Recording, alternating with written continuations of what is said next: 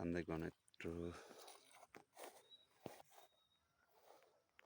काठहरू चाहिँ स्कुल काट्यो भने कस्तो होला त काठहरू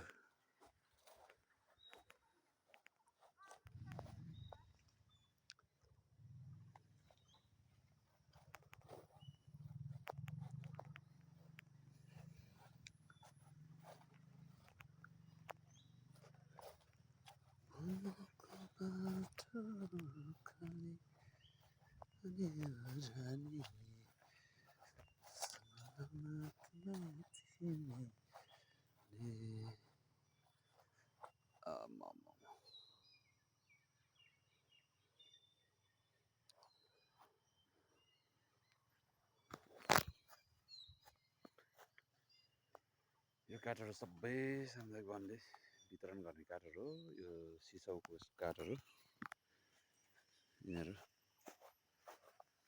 यसरी काटेर वितरण गर्ने रहेछ। यो बिक्रीको लागि होइन रहेछ। जसले निवेदन दिएर आयो उसलाई चाहिँ आफ्नो समुदायको सदस्यहरूलाई वितरण गर्ने रहेछ। यो सामुदायिक वनको काठ हाम्रो मसँग आएको दिदी अनि हामी आज यो झापाको साराली माथि यो उसमा चाहिँ सामुदायिक वन उपभोक्ता महासङ्घ नेपाल बुद्धशील गाउँपालिका महासङ्घ झापाको कार्यालय वार्ड नम्बर 4 मा रहेको यो गाडी लिएर हामी भ्रमणको लागि आयौँ। यहाँ चाहिँ अति सुन्दर रहेछ। यो सामुदायिक वनको क्षेत्र नै हो उसहरू गरेर यसरी घरहरू बनाएर आफ्नो खेतीपाती गरेर यसरी बनाउनु भएको रहेछ। सामुदायिक वनभित्रकै यो चाहिँ सामुदायिक वन यति रमाइलो रहेछ, यति सुन्दर रहेछ। घुमौँ घुमौँ लाग्ने। यहाँको गर्मी चाहिँ पच्यो भने यो हुने रहेछ। साथै यो चाइनाबाट आएको यो बिरुवा पाउलोनिया बिरुवाहरूलाई पनि यहाँ रोपेर चाहिँ जङ्गल बनाएको रहेछ। यस्तो अवस्थाको रहेछ यो सामुदायिक भवनको हो। हामी आएको छौँ।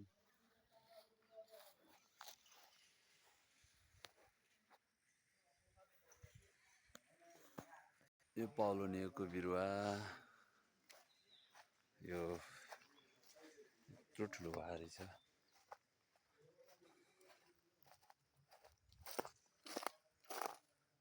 यो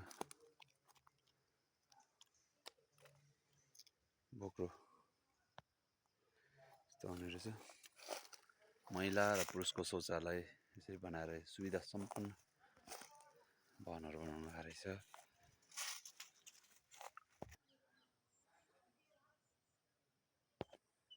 प्रतीक्षालयभित्र बसेर यसो ध्यान हेर्दाखेरि यस्तो देखिने रहेछ सामुदायिक वनको घरहरू।